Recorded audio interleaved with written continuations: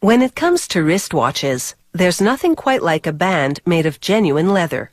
It has a classic look that's versatile, working with both casual and formal attire. And a leather watch band is always comfortable against the skin because, unlike synthetics, leather breathes.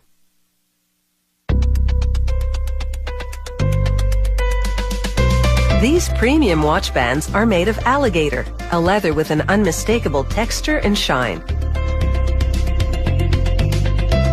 The tannery dyes the leathers in classic shades, as well as in the latest high-fashion colors and styles.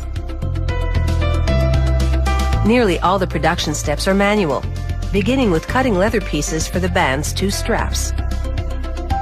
Every watch band model requires a different steel cutter for each strap, in every size.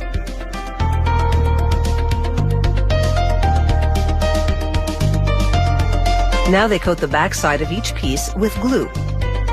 Later, when it's almost dry, they center a watch band core onto it.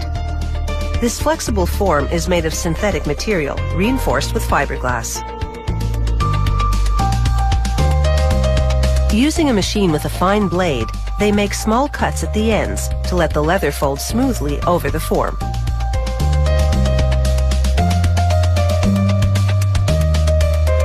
One side of each strap attaches to the watch face with a spring-loaded bar. They mark exactly where the bar goes, then punch a tiny hole for its base.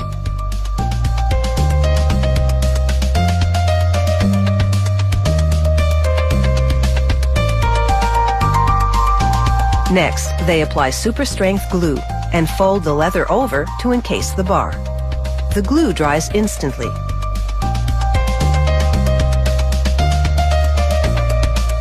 They now coat the rest of the form with glue, then lay it in a mold that pushes the leather against the edge tightly, so they can neatly fold over the remainder.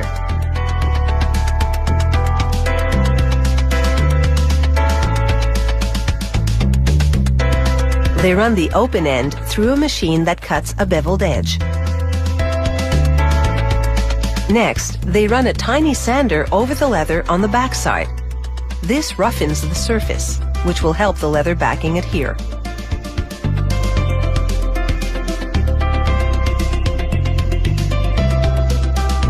To make the loops which go on the buckle strap, they bevel the ends of small leather strips. They glue and fold them into a loop, making sure they're large enough to fit around both straps.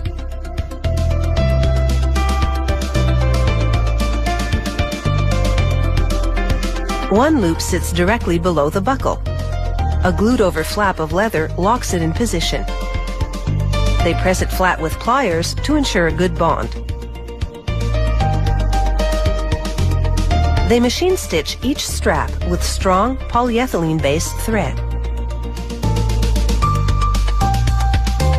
To prevent unraveling, they melt it right into the leather.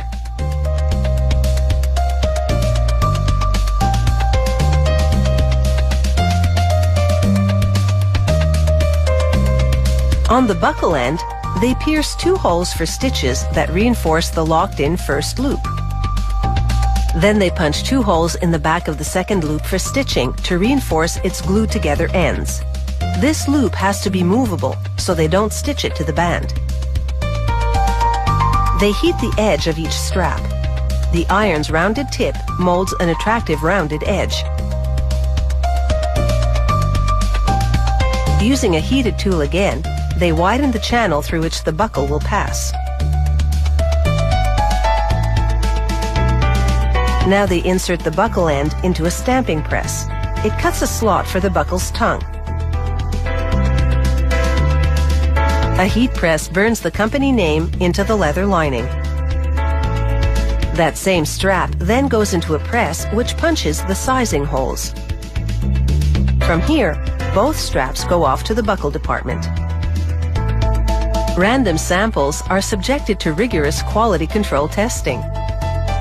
This machine pulls the ends of the strap in opposite directions with up to 22 kilograms of tension, far more than anyone would ever apply to the watch band when they pulled to buckle it.